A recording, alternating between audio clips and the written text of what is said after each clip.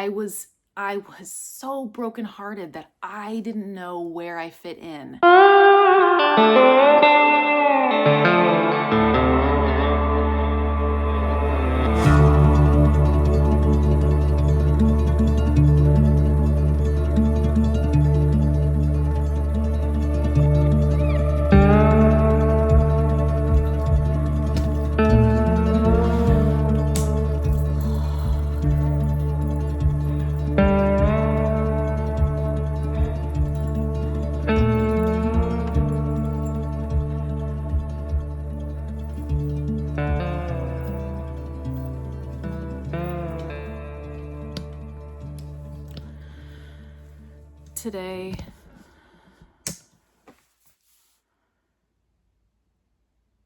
Today I'm cold and fabulous. I am cold, but also fabulous. After I bought this coat, I realized that my hair is the exact same color as the coat. I have many colors in my hair. It's gray, ash brown, and caramel blonde. And that is the color scheme of this coat. Those are all the colors. And those are all the colors. So I feel like a Wookiee. Fabulous Wookiee.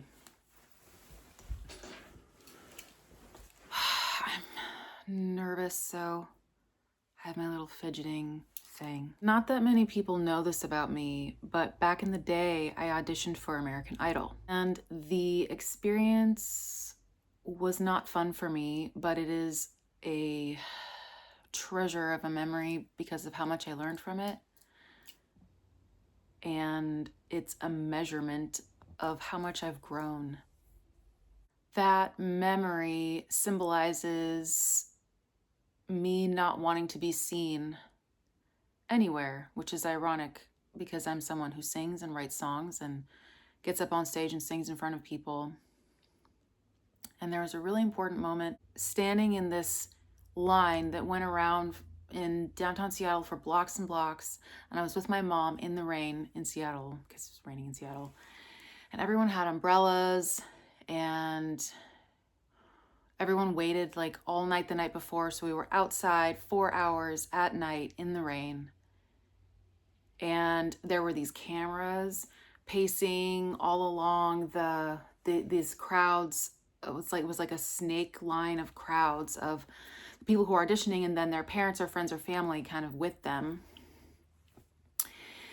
And there was one particular girl who had, I remember she had skin-tight leopard pants and cork wedge heels, and she was super pretty.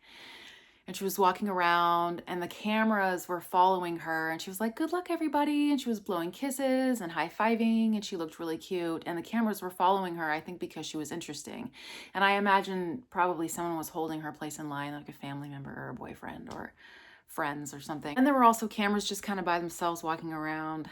And every single time that a camera came by where I was, I took my umbrella and I just would push it down so that it would block me from being seen because I just wasn't in the mood, which is kind of typical me.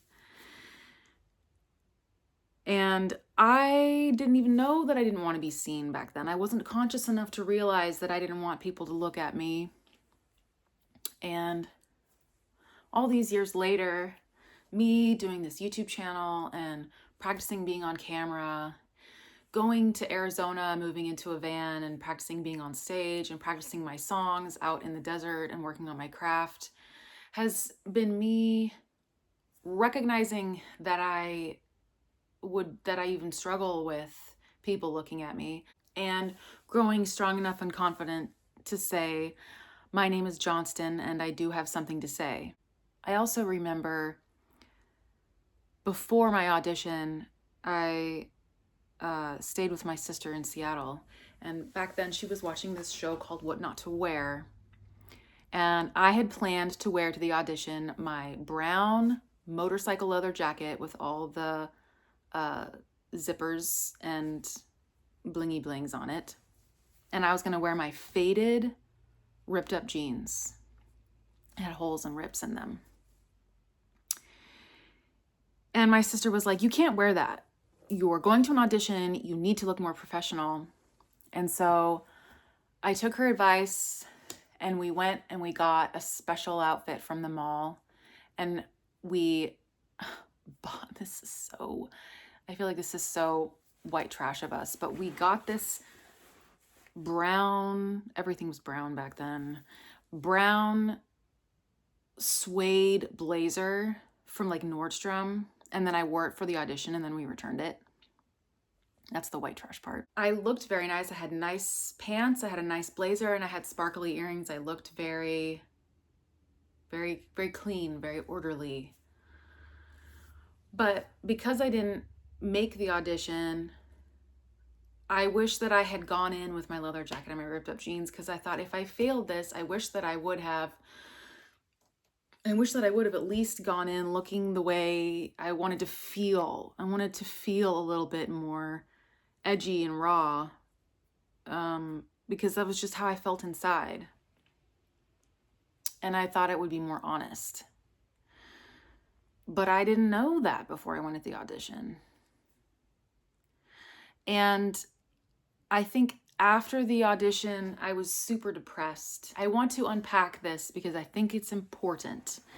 It's important to me now, even though it was a long time ago. That memory is important to me because of the answers that I have recently found. I wasn't just sad because I didn't make it. I was so brokenhearted that I didn't know where I fit in. And back then there was this popular, there was a popular formula for finding talent, and it was through a reality TV show.